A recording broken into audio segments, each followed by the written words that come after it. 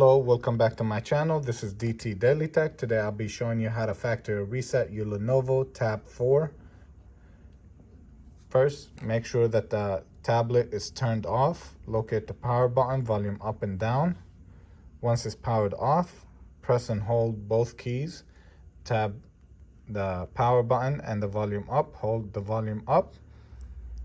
Once the tablet turns on, release the power button.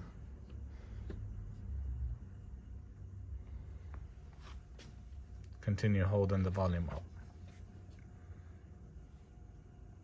Once you see this screen, release all buttons. Scroll down to wipe data factory reset. Press the power button to select. Yes. Again, you see it's done formatting the tablet. And then reboot system now. Press the power button to select it. That is it. If you found this video helpful, please like and subscribe. Thank you very much.